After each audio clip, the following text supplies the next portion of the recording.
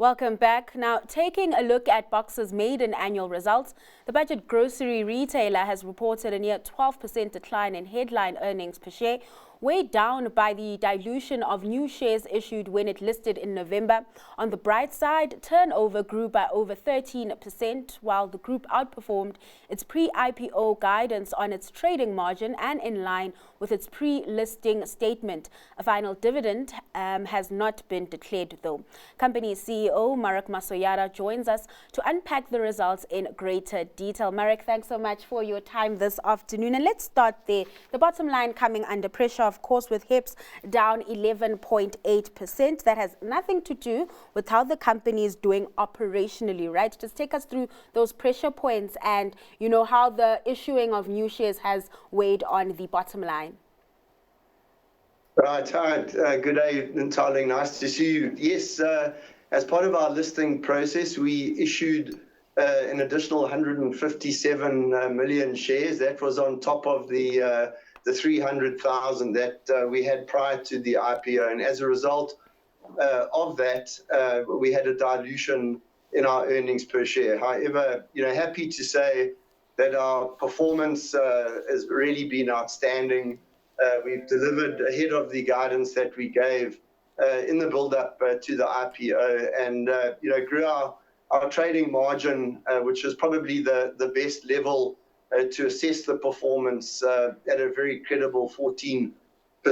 So overall, we're very happy with this maiden result that we've put out to our new investors. And talk to me further about that, about the operational performance. As you mentioned, turnover up over 13% and trading profit rising 9.9%. How much of this was due to actual volumes where we are seeing products being moved off the counters, and how much of this is due to new store openings?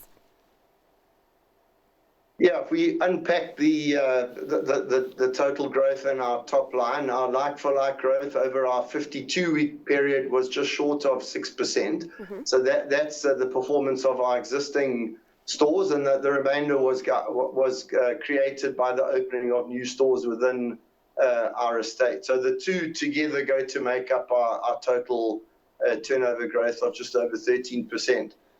All right. Now, as a discount retailer, I know Boxer really prides itself in selling products at affordable prices. And over the past few years, we've seen households really under pressure and shopping more smartly, looking for deals. With that, we've also seen shoppers starting to choose more private label brands for their lower price points. Talk to me about what you've been seeing at Boxer stores in terms of that. Are consumers picking up more of those products? Talk to me about the strategy when it comes to those in-house brands.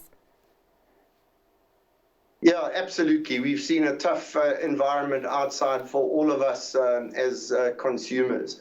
Where we've noticed the difference is consumers are being far more careful in the products that they choose. They're following our promotional lines in a big way. We've seen an increase in our promotional participations, making up bigger parts of our turnover. And this talks to the consumer going out to look for value when they're out shopping. So we've seen that participation increase.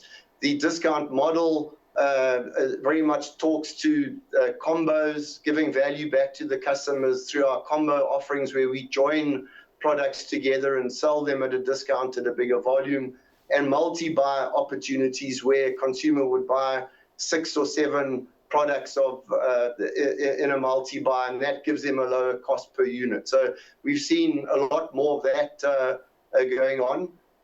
Our recently launched Boxer Rewards Club that happened in October of last year has also seen a number of just short of 2 million consumers sign up to join that program, and where we have been able to give them value back in the form of B rewards, Boxer rewards that they're able to use to pay for groceries on future trips to our Boxer superstores. Now, Marek, it's been about... In terms of private label, Boxer has about a fifth of our business is in the private label category. We have seen new products. We've brought new products into our stores, over 100 this year. However, our South African consumer is very brand conscious, and we promote both our own brands and our South Africa's leading brands because that's what customers are looking for. Yeah, and I know it's been about 5 months since Boxer has been listed on the JSE and operating as a standalone company. Not forgetting that, of course, Pick n Pay still holds a big piece of the pie. I know it hasn't been too long, but have there been any, significant changes since listing in terms of governance and how you run the business, Marek?